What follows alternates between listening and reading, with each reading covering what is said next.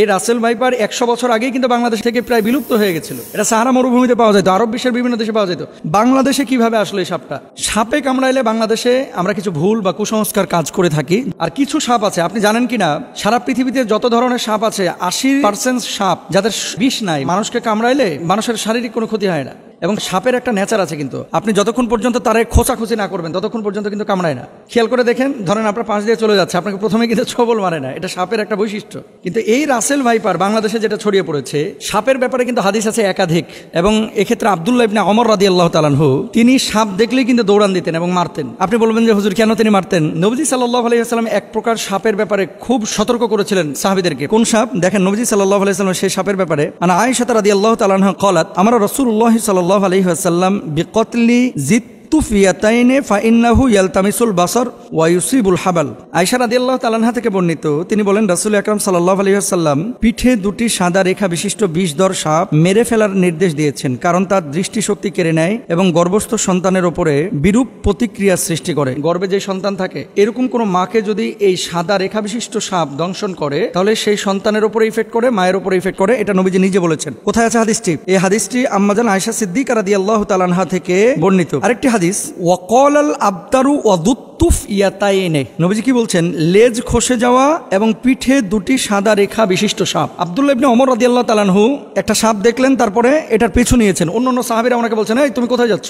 এই যে সাপ, নবীজি সাল্লাল্লাহু আলাইহি ওয়াসাল্লাম তো সাপ দেখলে মেরে ফেলতে বলেছেন, এই জন্য আমি মারার জন্য যাচ্ছি। তো সাহাবীরা বললেন, তুমি কি শোনো নাই যে ঘরে এবং ঘরের বাইরে যে সমস্ত সাপগুলা মানুষের আশপাশে থাকে, এই সাপগুলো তোমাকে দংশন না করলে, তোমার ক্ষতির কারণ না হলে তুমি তাকে হত্যা করতে পারবে না। এটা নবীজি নিজেই নিষেধ করেছেন। তাহলে কি এখান থেকে বোঝা যায় যে যেই সাপটা আপনার শরীরের জন্য ক্ষতিকর, আপনার জীবন বিনাশ করবে, সেই সাপকে আপনার হত্যা করতে হবে। আর কিছু সাপ আছে, আপনি জানেন কিনা, সারা পৃথিবীতে যত ধরনের সাপ আছে 80% সাপ যাদের বিষ নাই, মানুষকে কামড়াইলে এই মানুষের শারীরিক কোনো ক্ষতি হয় না। এবং সাপের একটা নেচার আছে, কিন্তু আপনি যতক্ষণ পর্যন্ত তারে খোঁচাখুচি না করবেন ততক্ষণ পর্যন্ত কিন্তু কামড়ায় না। খেয়াল করে দেখেন, ধরেন আপনার পাশ দিয়ে চলে যাচ্ছে, আপনাকে প্রথমে কিন্তু ছবল মারে না, এটা সাপের একটা বৈশিষ্ট্য। কিন্তু এই রাসেল ভাইপার বাংলাদেশে যেটা ছড়িয়ে পড়েছে, এই রাসেল ভাইপার 100 বছর আগেই কিন্তু বাংলাদেশ থেকে প্রায় বিলুপ্ত হয়ে গেছিল। এটা সাহারা মরুভূমিতে পাওয়া যেত, আরব বিশ্বের বিভিন্ন দেশে পাওয়া যেত। বাংলাদেশে কিভাবে আসলো এই সাপটা? এখন আমরা জানি না যে এটা কারো ষড়যন্ত্র কিনা বাংলাদেশের কৃষিখাত ধ্বংস করার জন্য। এই রাসেল ভাইপার ছাড়িয়ে দিলে কৃষকরা ভয়ে মাঠে যাবে না, ধান কাটতে পারবে না বা জঙ্গলে যাবে না, কারণ এটার ইফেক্ট কিন্তু কৃষিখাতে অবশ্যই পড়বে। ডাক্তাররা বলতেছে যে এটা যদি দংশন করে তাহলে মানুষ মারা যাবে খুব শীঘ্রই। এবং মেডিসিন বা ইনজেকশন দেওয়ার পরে, অ্যান্টিভেনম দেওয়ার পরেও কিন্তু কাজ হয় না। অনেক সময় কিডনি বিকল করে ফেলে, হার্ট দুর্বল করে ফেলে, হার্ট বিকল করে ফেলে, এই জন্য মানুষ মারা যায়। এখন নবীজি সাল্লাল্লাহু আলাইহি ওয়াসাল্লামের সেই হাদিস থেকে আমরা স্পষ্টরূপে বুঝতে পারি, যেহেতু রাসেল ভাইপার মানুষের জন্য ক্ষতিকর। এবং আজকে দেখলাম পত্রিকায় ফরিদপুরের একজন লিডার তিনি ঘোষণা করেছেন যে রাসেল ভাইপার একটারে যে মারতে পারবে তার আমি 50,000 টাকা পুরস্কার দেব। তো এখন মানুষের জীবন আগে ভাই। প্রাণী, এই সাপ, পোকামাকড় যারা দংশন করে, এগুলো পরিবেশের ভারসাম্য অবশ্যই রক্ষা করে, কিন্তু মানুষের জীবনের জন্য যদি ক্ষতির কারণ হয়ে দাঁড়ায়, নবীজির ভাষ্য অনুসারে সেটাকে হত্যা করতে হবে। এবং ইভেন কুকুর, রাস্তায় যে সমস্ত কুকুর ঘোরাফেরা করে আপনার কোনো ক্ষতি করে না, তাদেরকে হত্যার কথা বলা হয় নাই। কিন্তু এমন কুকুর যদি থাকে যে এই কুকুর দেখলেই আপনার পেছন থেকে ধাওয়া করে, বাচ্চাদেরকে কামড়ে দেয়, এই কুকুরগুলোকে হত্যা করতে বলা হয়েছে। সুতরাং রাসেল ভাইপারের যে বিষয়টা, এটা হাদিস থেকে আমরা যেটা বুঝি, নবীজি সাল্লাল্লাহু আলাইহি ওয়াসাল্লাম বলেছেন ক্ষতিকারক যদি হয়ে থাকে তাহলে সেখানে তাকে হত্যা করা যাবে। এবার আসেন, সারা বাংলাদেশে প্রায় 70% জেলায় রাসেল ভাইপার ঢুকে গেছে। এখন সাপে কামড়াইলে বাংলাদেশে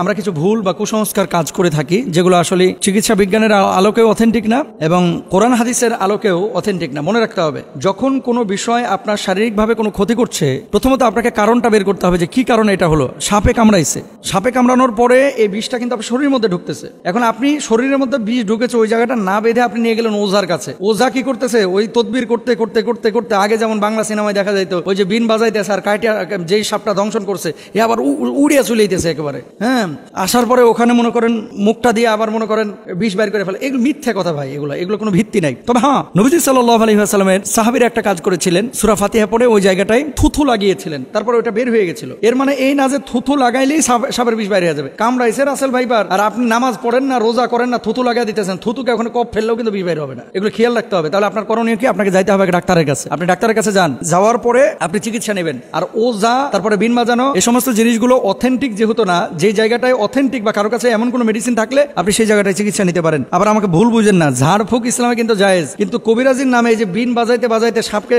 দৌড়ায় নিয়ে আসা, আচ্ছা ভাই সাপ এখানে কামড়ানোর পর কি বসে থাকে? বুঝলেন কথা? ধরেন কামড়াইলো উত্তরা 10 নম্বর সেক্টরে, সাপটা 10 নম্বরে কামড়ায় ওই ভাসতে ভাসতে ভাসতে ভাসতে রাত্রে সফর করতে করতে টঙ্গি চলে গেছে। এখন আপনি এখানে বিন বাজাইতেছেন, সাপ আছে টঙ্গিতে, উত্তরা 10 নম্বর থেকে গাড়ির আওয়াজে সাপ বিনের আওয়াজ পাইবে কিভাবে? জিনিসগুলো কিন্তু একটা ভাবার বিষয়। তাহলে আমরা এই বিষয়গুলো খেয়াল রাখবো। সাপে কামড়াইলে চিকিৎসা নেওয়ার চেষ্টা করব।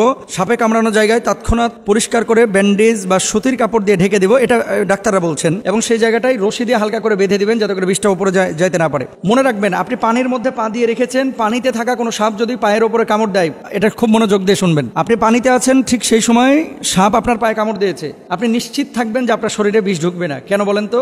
সাপটা যখন কামড় দেয়, বিষটা যখন এই তার দাঁত থেকে বা মুখ থেকে ছাড়ে, বিষটা ছাড়ার সাথে সাথে পানির সাথে মিশে ওই বিষটা আর শরীরের মধ্যে ঢুকে না। এই জন্য সাধারণত বিষধর সাপ পানির মধ্যে কামড় দেয় না। এই ধরা সাপ টোরা সাপ যেগুলো কামড় দেয়, চিন্তার কোনো কারণ নাই। কিন্তু শুকনো জায়গায় যদি আপনারা সাপে কামড় দেয়, বি কেয়ারফুল, এখানে আমাদের সচেতন হতে হবে। অনেকে সাপে কামড় দেওয়ার পর ওই জায়গাটা মুখ লাগে চুষে বিষ নামানোর চেষ্টা করে, এটা সম্ভব না। চুষ দিয়ে বিষ বাইর করাটা, এটা বিশেষ করে রাসেল ভাইপারের কোনোভাবেই সম্ভব না। আর বিষাক্ত সাপে কাটলে বাঁচার একটাই পথ, দ্রুত হাসপাতালে যাওয়া, আল্লাহর কাছে দোয়া করা, সূরা ফাতিহা পড়ে সেই জায়গাটায় ফুৎকার করা। যেহেতু এই সূরাকে বলা হয় সূরাতুশ শিফা, মনে রাখবেন সূরা ফাতিহাটাকে বলা হয় সূরাতুশ শিফা, এবং সাহাবীরা এই আমলটা করে ফলাফল পেয়েছে। আমরা আমলটাও করব এবং হসপিটালেও যাব, আল্লাহর উপর তাওয়াক্কুল করব। আল্লাহ তাআলা তৌফিক দান করুন।